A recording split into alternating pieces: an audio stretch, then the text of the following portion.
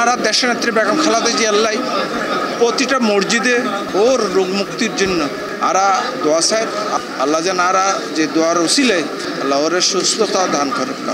চট্টগ্রাম ৯ আসনের বাকুলিয়া থানাধীন ১৭ নম্বর পশ্চিম Bakulia ওয়ার্ডত BNP chairperson ও সাবেক প্রধানমন্ত্রী বেগম খালেদা জিয়ার সুস্বাস্থ্য ও দীর্ঘায়ু কামনায় দোয়া মাহফিল অনুষ্ঠিত হয়।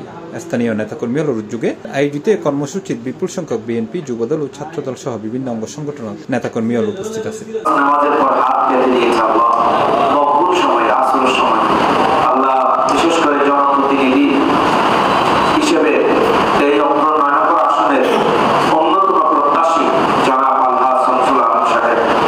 দোয়া মাহফিলত প্রধান অতিথি হিসেবে উপস্থিত আছেন বিএনপির কেন্দ্রীয় নির্বাহী কমিটির সদস্য আলহাজ মোহাম্মদ শামসুল আলম। এ সময় তিনি হই নির্যাতন, নিপীড়ন, কারাবন্দী হনগিসি বেগম জিয়ারে ভাঙিন না পারে। তিনি গণতন্ত্রলায় আজীবন সংগ্রাম করি গই এবং দেশবাসীর কাছে আর ইয়ে অনুরোধ যে যেতুন পারেন ওল্লাই দোয়া করুন এবং ওল্লাই প্রতিটা নিয়তে নামাজের মধ্যে দোয়া করেন। আর দেশ নেত্রী আল্লাহ ওর যেন সুস্বাস্থ্য কামনা করুন ইয়ে নেই একমাত্র আর চাই আর দেশ নেত্রী বেগম খালেদা জিয়া আল্লাহ সুস্থ দান করে যেন আবার ফিরে এই কারণ মধ্যে।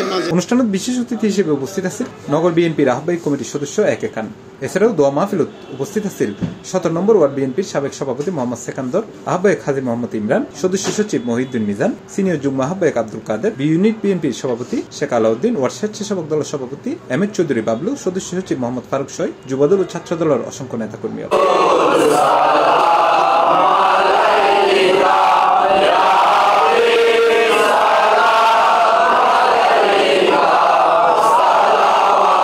দোয়া মাহফিল শেষে বেগম খালেদা জিয়ার দ্রুত রোগ মুক্তি, সুস্বাস্থ্য ও দীর্ঘায়ু কামনায় বিশেষ মোনাজাত পরিচালনা করা হয়।